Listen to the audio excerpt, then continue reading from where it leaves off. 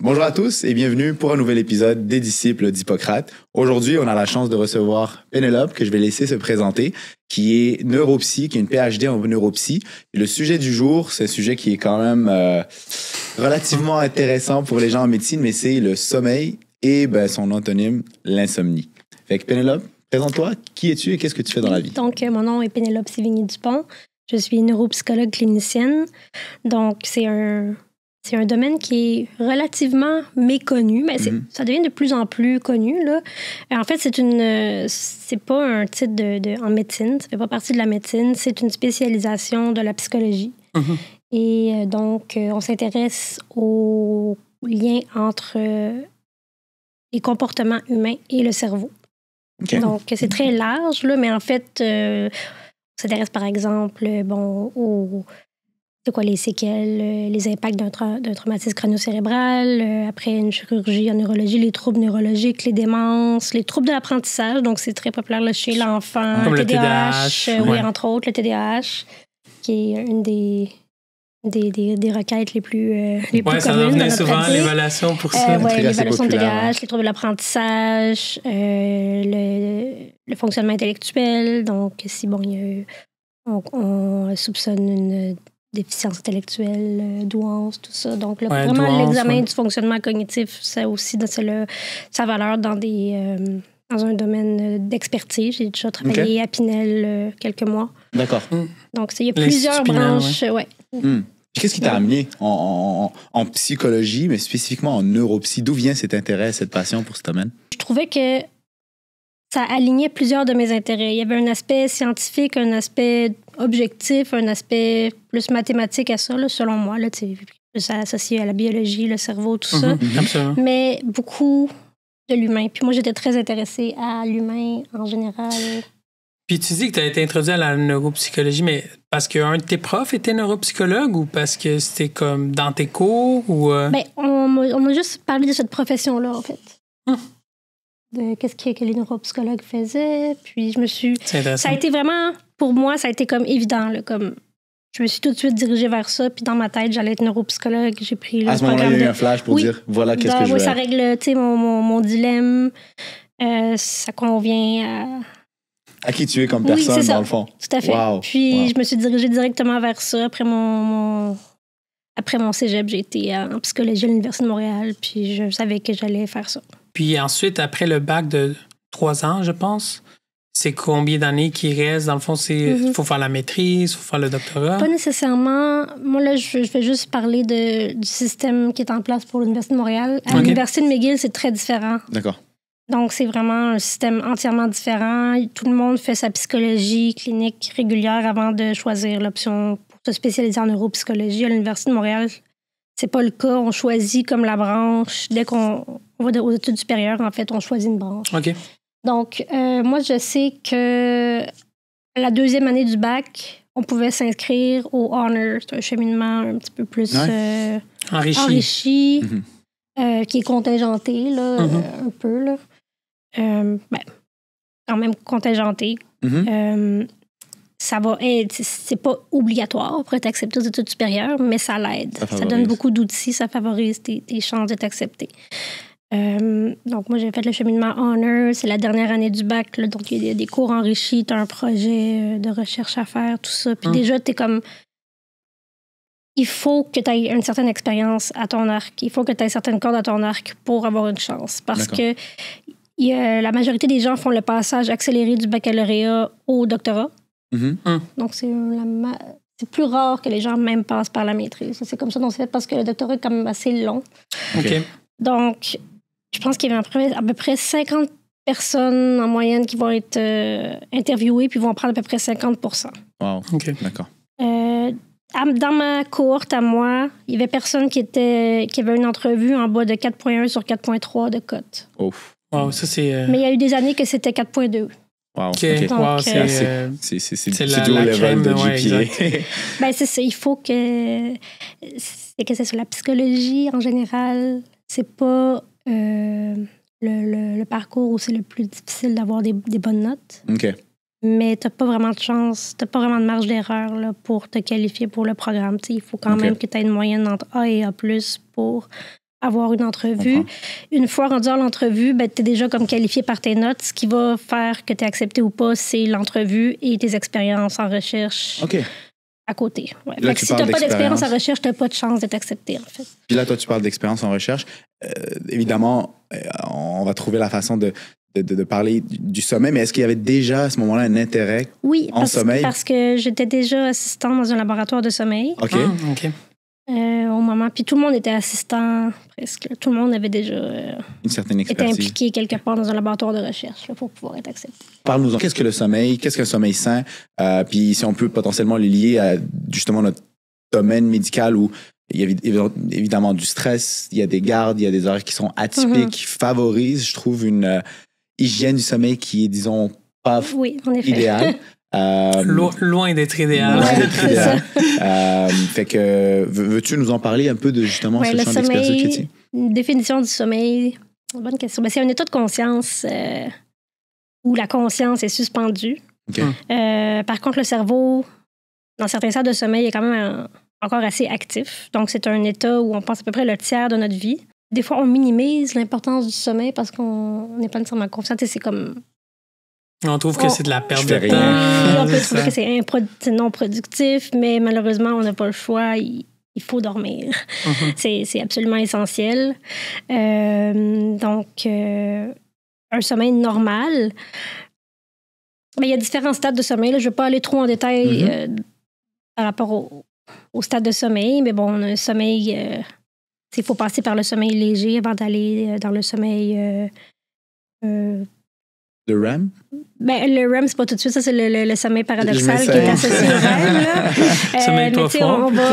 On va au sommeil lent, au sommeil lent profond. D'accord. Donc, le stade 2. Ensuite, les stades 3 et 4 qui correspondent au sommeil profond, qui seraient particulièrement récupérateurs pour la récupération physique des organes et tout ça, qui est pas si abondant que ça. Puis plus on vieillit, moins il y en a. D'accord.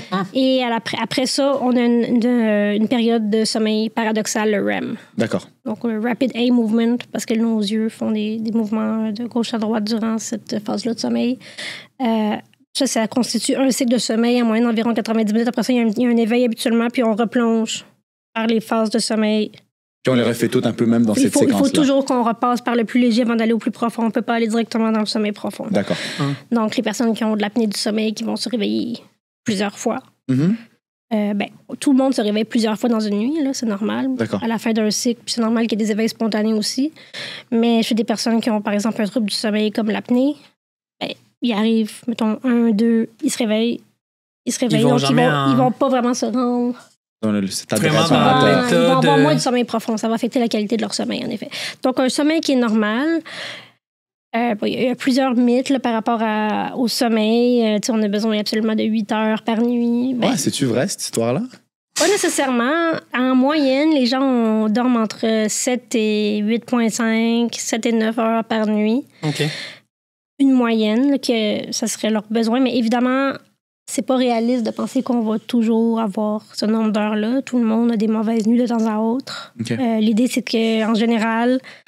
La majorité des gens vont avoir besoin pour fonctionner de façon optimale entre 7 et 9 heures par nuit. Mettons 7 et 8,5, dépendamment des sources. D'accord.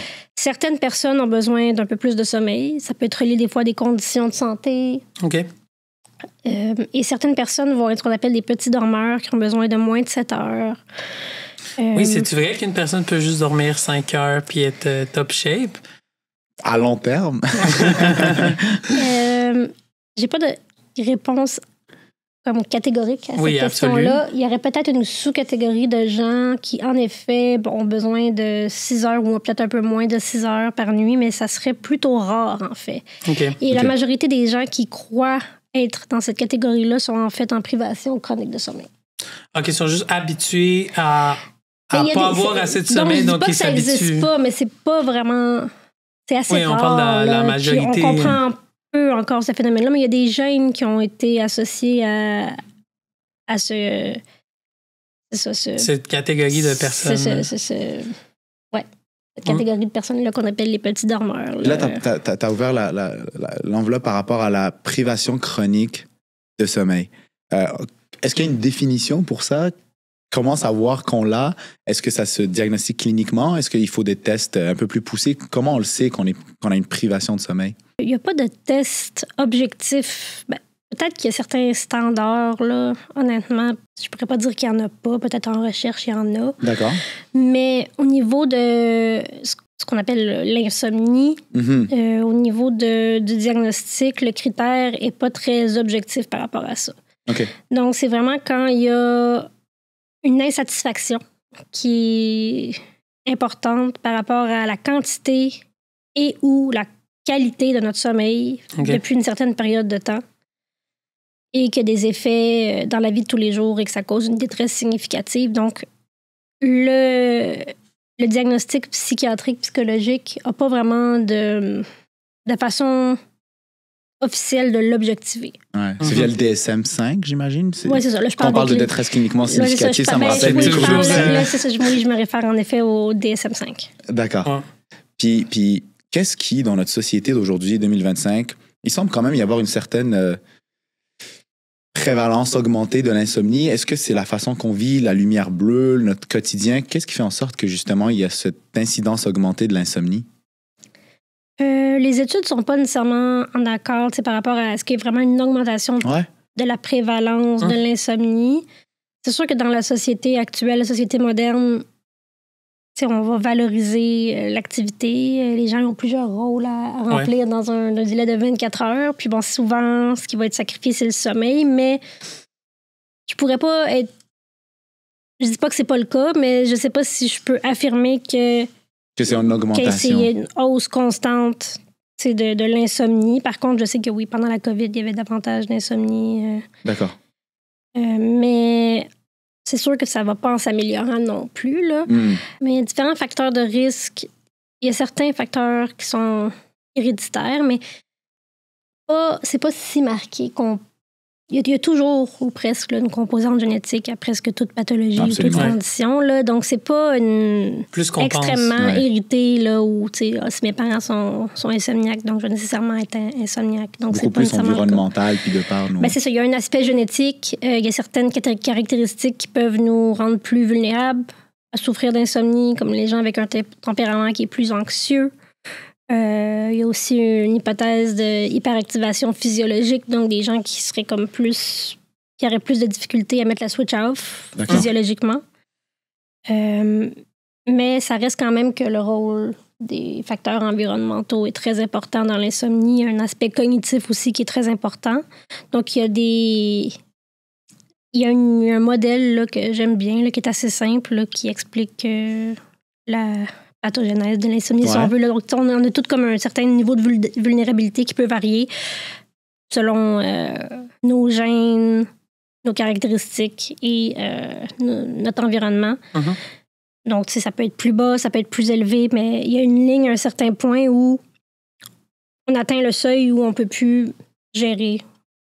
On peut plus gérer vraiment ça. Donc, il peut y avoir un événement de vie, ça peut être un deuil, ça peut être une perte d'emploi ou des événements plus difficiles ou des horaires qui sont plus ou moins adaptés. Et là, on peut plus maintenir un bon sommeil, puis on a comme une phase d'insomnie aiguë, si on peut dire, là, qu'on commence à développer vraiment pendant une certaine période de temps des symptômes d'insomnie. Ce qui peut arriver, c'est que souvent, une fois que même les symptômes qui ont précipité l'épisode initial d'insomnie, même lorsque c'est contrôlé, donc c'est plus nécessairement présent, souvent l'insomnie va rester. Donc c'est un problème qui a tendance à se chroniciser. D'accord. Donc ça peut être une première naissance, on sait, là, c'est presque normal pour un premier couple, un couple qui a eu un premier enfant, de ne pas vraiment dormir pendant un certain temps, mais souvent ce qui arrive, c'est que ça ne va pas se régler. D'accord. Une fois que l'enfant dort. Ça va se perpétuer, ça va se perpétuer parce qu'il y a une préoccupation qui s'est installée par rapport au sommeil. Il y a certaines habitudes qu'on a mises en place pour nous aider, mais qui en fait nous nuisent. Puis ça va persister. D'accord. Très souvent. D'accord. Tu parles un peu de la routine.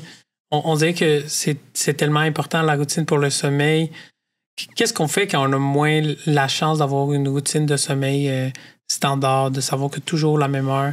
Tu as des trucs que tu donnes aux personnes qui ont ça?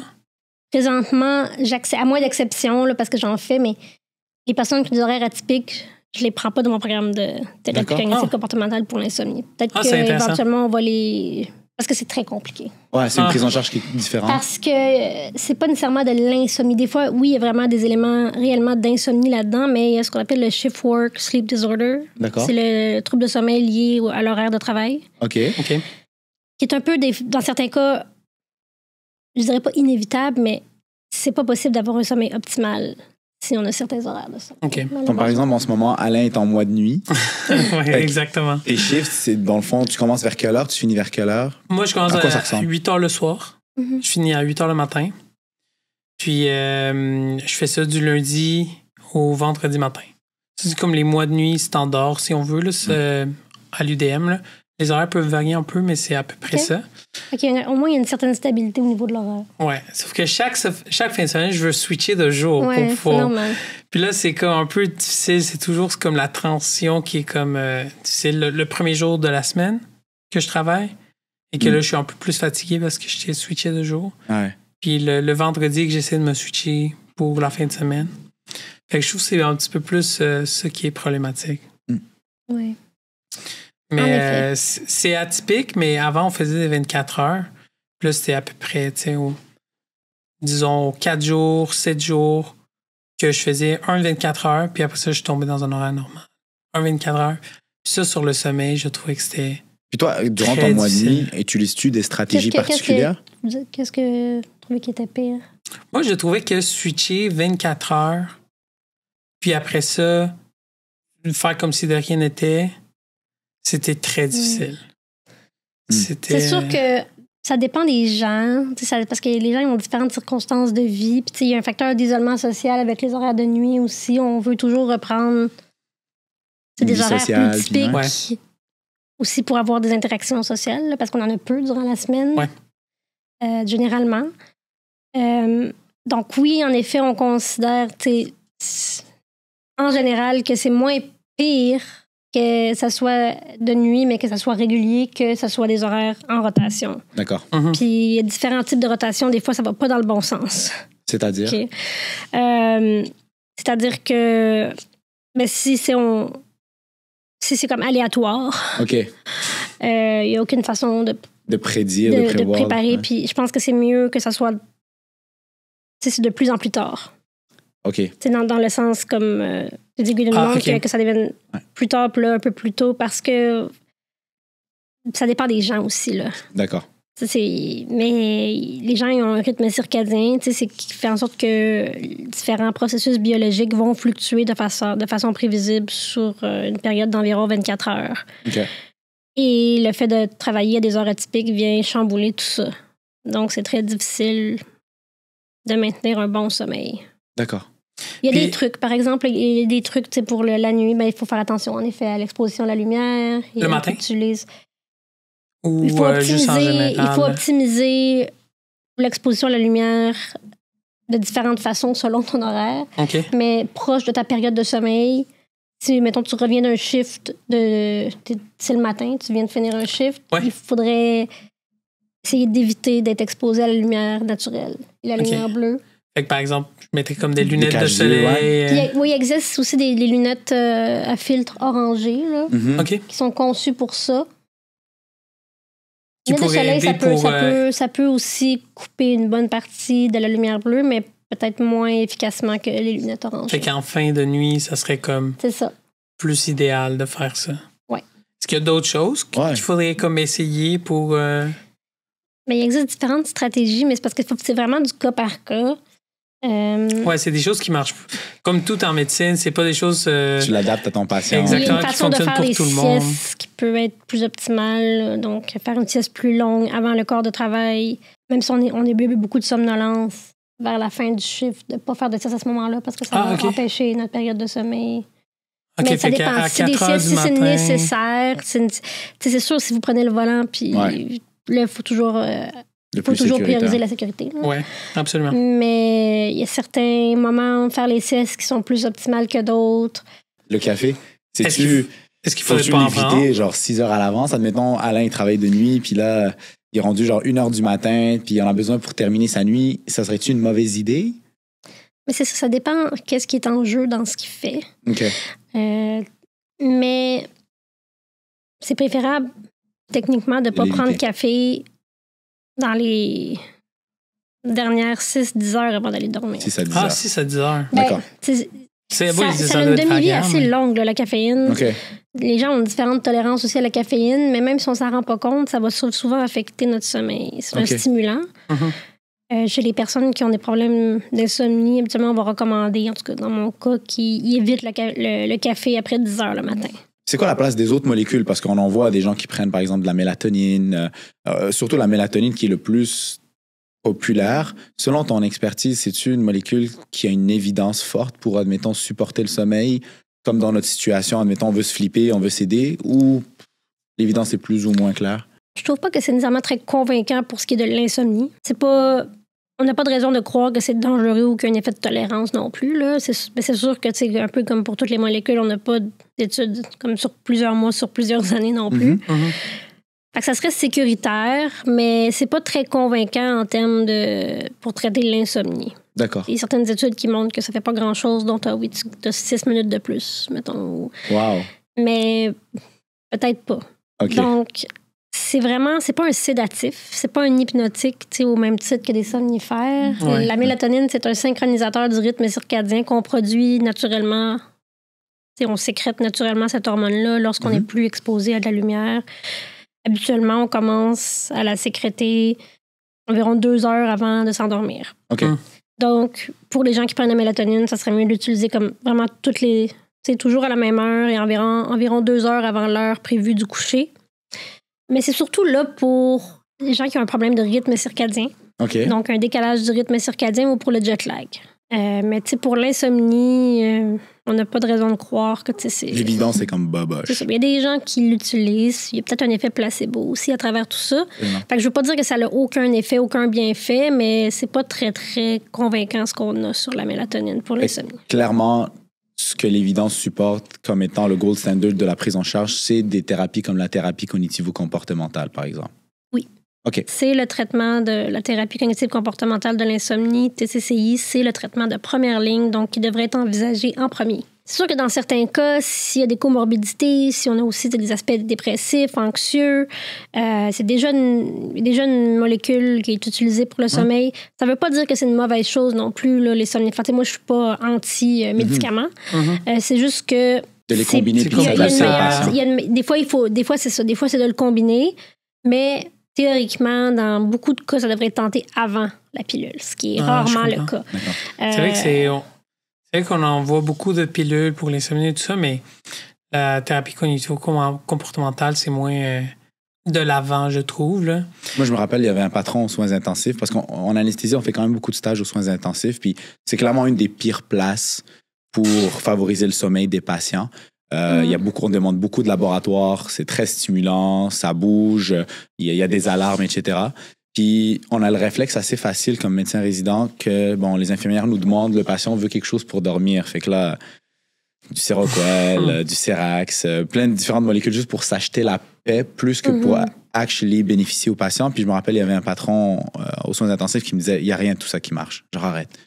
Il n'y a rien de tout ça qui va vraiment bénéficier le patient, puis on fait juste introduire des molécules dans l'organisme du patient qui vont absolument rien faire. Fait que je trouvais juste que cette perspective-là était intéressante, mais étant donné on tire déjà vers la fin de l'épisode, mais je voulais juste savoir en quoi ça consiste concrètement, cette thérapie cognitivo-comportementale. C'est quoi les points sur lesquels tu travailles en particulier chez les gens, chez les patients? On travaille sur les habitudes de sommeil. D'accord. Il y a certaines techniques qu'on va utiliser. Bon, évidemment, on va faire un retour sur l'hygiène de sommeil. Il y a beaucoup de choses à voir. Les gens, habituellement, ils le savent, mais ils le font pas nécessairement. Ensuite... Si tu nous fais un rappel de l'hygiène de sommeil... C'est ce que les gens savent un peu déjà. Là, au niveau de la lumière bleue, avoir une petite routine du coucher, éviter les stimulants après une certaine heure, être actif physiquement durant la journée, s'exposer à la lumière naturelle en début de journée. Toutes des choses qui aident à avoir... Plusieurs choses qu'on sait déjà. De ne pas utiliser la chambre, le lit pour d'autres choses que le sommeil ou les activités sexuelles. Ça, c'est souvent quelque chose qui n'est pas utilisé. Mais il y a d'autres techniques au-delà de l'hygiène de sommeil que la thérapie cognitive comportementale va avoir recours. Donc, le fait de... qu'on appelle la restriction du sommeil, là, ça peut être un peu paradoxal, mais de limiter le temps passé au lit à ce que la personne dort réellement présentement. Puis c'est pas nécessairement une bonne approche pour ceux qui ont des horaires atypiques. Parce qu'ils sont déjà en restriction de sommeil. D'une certaine façon, mais j'ai des personnes qui ont de l'insomnie vont souvent passer beaucoup de temps au lit à pas dormir. Ça vient alimenter le cercle vicieux. Donc, on va temporairement, mettons, réduire à 6 heures leur période, là, c'est un exemple. Là. Toujours la même heure. Ils peuvent pas être dans leur lit à l'intérieur de ça. Puis là, l'efficacité de sommeil va s'améliorer de semaine en semaine et on va ajuster la fenêtre. Mais il faut le faire soit de façon supervisée ou de bien connaître ce qu'on fait. Super intéressant. Ensuite, il y a aussi ce qu'on appelle le contrôle du stimulus. Là, c'est favoriser le conditionnement entre l'environnement de la chambre et du lit au sommeil. Et lorsqu'il y a des longues périodes d'éveil, de ne pas rester au lit à rien faire trop longtemps. Mais il faut faire attention parce que ça peut empirer le problème si on ne fait pas la bonne chose quand on se lève. Il faut retourner au lit éventuellement puis pas abandonner avant le cadran. L'heure de lever doit être régulière.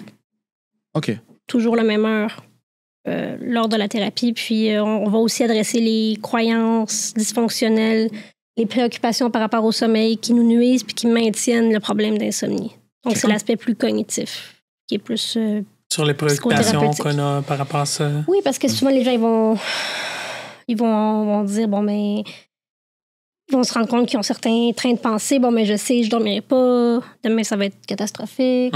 Ils vont anticiper de plus en plus. L'anticipation. La catastrophisation. C'est toujours ces nuits-là qu'on a besoin d'être en shape le lendemain. Oui, c'est ça. Que là, on stresse. Il faut absolument que j'arrive pas à dormir. Tu vois le chrono qui arrive. On peut pas se forcer à dormir. Puis plus on stresse sur notre sommeil, moins on dort. Wow. Vraiment intéressant, Pénélope. On pourrait vraiment passer, en fait, tout un épisode juste à parler de la thérapie cognitivo-comportementale, mais malheureusement, l'épisode tire à sa fin. C'était vraiment intéressant d'entendre quelqu'un qui a ce champ d'expertise-là, qui nous informe là-dessus, qui nous parle un petit peu de qu'est-ce que le sommeil normal, le sommeil pas si normal, que des fois, on expérimente au quotidien. Fait que merci beaucoup d'avoir été là avec nous aujourd'hui. Un plaisir. Puis, nous, on se dit à un prochain épisode dans lequel on continue de recevoir des invités qui sont beaucoup plus brillants que nous, qui nous informent, qui nous éduquent. Fait que merci d'être là. Puis, au prochain épisode.